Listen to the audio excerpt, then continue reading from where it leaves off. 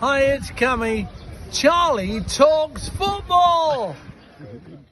Hello everyone and welcome back to Charlie Talks Football. It's full time. Aston Villa 1, Newcastle 3. No one expected that result. To get a result like that against a team who wasn't who was top of the league not that long ago is amazing. Yeah, I mean, I think they've only, I don't know if they've been beaten before that at home this season. Yeah. I think they've won 19 games at home, I think, and maybe he's lost one. But out of the honestly, 19, what a result that is. I mean, no one expected it. I came into the game saying we were going to get battered. I had no confidence in Newcastle today, but some of the football was brilliant. Like, we were clearly back to our best. Yeah, I think we didn't let them settle in the first half. You know, we dominated, we pressed the ball, we had chances with the ball over the top. Miley was making good diagonal runs off the ball. Dan Burn played really, really well. He did. We defended very, very well. We did, and we looked the better team. We sort of controlled the game in the main, and yes, they had a spell in the second half when they brought Bailey on and he caused problems, but Howe realised that and he brought Livramento on to deal with his pace. So it was just a cracking result, and Shaw getting 2 goals, which is great. Shaw getting 2 goals. No one would have expected that. For the first goal, he did really well because, you know, he easily could have blasted it over if he didn't perfect it, but he got it right, didn't he? He did. I think there was good movement by Dan Burn and a couple other players. They ran to the front post, which took the defenders away, which created space for Shaw to come into, and it was a great finish right into the corner. Fantastic finish. And like you said, I just want to credit Miley because every time, you know, he kept getting in behind John McGinn, I think it was. He was creating space all the time, and he was unlucky not to get an assist with some of the crosses he was putting into the box. And Gordon as well, I thought he had a really good game. He was unlucky not to get a goal, wasn't he, when he did well. He just hit it over the bar, didn't he, for that one where he got through and he sort of bent it and it went over the bar. Trippier again, I think. Trippier was excellent. Brilliant. He was Bruno, excellent. Brilliant. You know, they all did well, and I think, you know, Miggy did well when he came on. He made the run to create the goal for I don't want to Murphy. be too negative, but Longstaff was okay. I think it was a game that you didn't notice him much in, but he did a lot of hard work and running. But the third goal, yes, it was an own goal, but I mean, Miggy burst down the left. He put a great cross in for Murphy, who made a cracking run to get in front. He showed a lot of desire and pace and energy to get in front of his defender, and just he sort of he hit it with his right foot, it hit his left foot, and then went in off their player. So it was no own goal, but it was great. I mean, Murphy's just come back from injury, and he looked really good. I know he did as well, and like I said, Dubrovka was decent as well. Yeah, he made a few good saves, but you know, Villa have so many good players. I mean, Douglas Luiz, Diaby caused us problems at times, but Leon Bailey, when he came on, sort of completely changed the game. Once they got that goal back, I was getting a bit worried, but he went past Dan Burn with ease. I mean, he's really quick and not direct. to discredit Burn's performance though, because I thought he was again good, back to his best. very good today as well. But again, like, people were asking why wasn't Bailey on from the start, and Emery said that he had a back problem, so he wasn't 100% fit. So that's probably why. Botman as well. I thought Botman was solid as well. So I think the Fulham game was sort of a false sense of security because it sort of made people think, oh, you know, Newcastle don't have a chance against Villa after that performance. But we were just a completely different team. And Villa struggled to keep the ball, didn't they? They did, but if you think as well, Newcastle, when we played against Man City in the last league game, we actually played really well. It was just when they brought De Bruyne on. It was the second half where we didn't play. So, you know, we looked back to normal, didn't we? And playing to the best of the ability, which is great. And we've got Luton now. Interesting, Luton beat Brighton 5-0. 4-0, sorry. What a shock result that was. I mean, I think we should win because it's at home. If it was at Luton, I would be more concerned. But because it's at home, we should be getting the 3 points. But Luton are a very, very tough team to play. And it seems like they might actually stay up this season as well. They've done really well on 19 points already and out of the drop zone. So that's really good because they are really a championship standard team, but they're really doing well. But let's mention the big one. Isaac, because went down injured. He came off with an injury now. From what I saw, he didn't look like he was in too much pain, but just because you're not in too much pain doesn't mean you know that the injury is going to be for not that long. So it's just frustrating.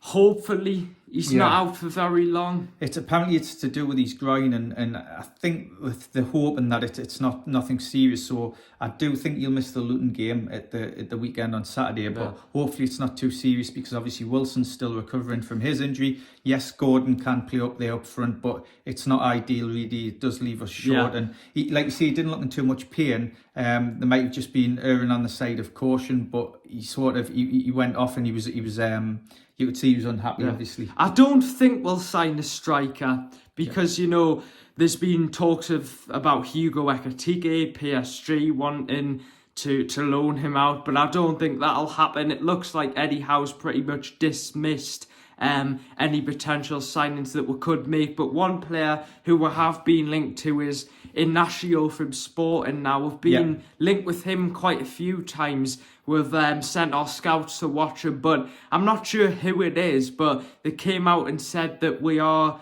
potentially looking to pay nearly the full release clause, but I don't think it's true. Well, it's a Portuguese journalist, and he's called Pedro Almeida, and he's got over 100,000 followers, so he is well respected, but I don't think Newcastle have got the money to sign him, so I think we have got the money. Yeah, well, I don't think financial fair play would allow, so I don't think we will, but it's interesting that he said that, so we'll just have to see. He's a good centre-back. Yeah, he's really good player, and we've been linked with him for ages, and scouts have watched him often, and he's highly regarded, but I don't think that'll happen. Maybe we'll try and go for him in the summer.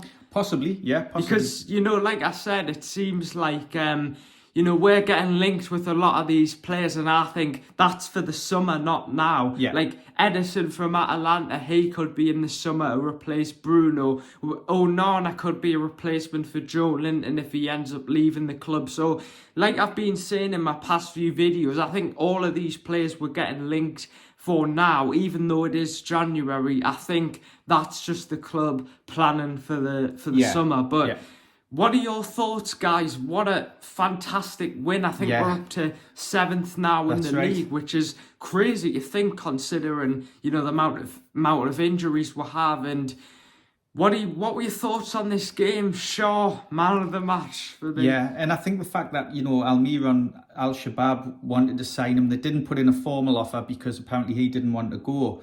But fair play, having him back, it'll just galvanise the team.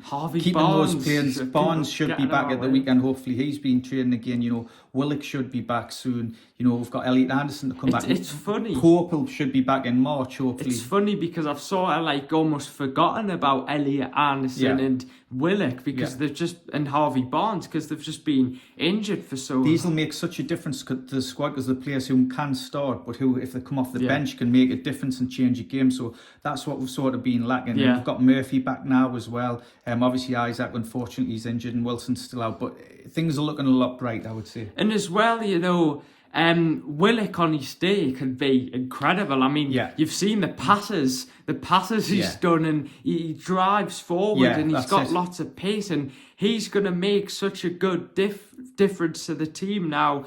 It'll be interesting to see once they do come back what'll happen to Longstaff. Will he potentially get kicked out of the team by Willock? But I think he'll still be part of the team, but whether Willock will take his place, I'm not sure. But both different types of players, so you can use them differently for different... for his hard work, don't we? Yeah, they're both different types of players. So one game you might play, Longstaff, depending who you play in one game, you might play Willock, or you could play them together as well. And the thing about Willock is, like you see, he drives forward, he gets you up the pitch, takes the pressure off the defence, but teams hate playing against him because he's so direct, he's fast, he can create things, and he can also score, so, really good. And as well, he scored that fantastic goal against Manchester United in the Cup, didn't he? Where he just kept going, and hit it into the corner. But anyway, guys, what are your thoughts on this fantastic win for Newcastle? Hopefully, we've got some easier fixtures. I know you can never really say easy in this league, but hopefully we can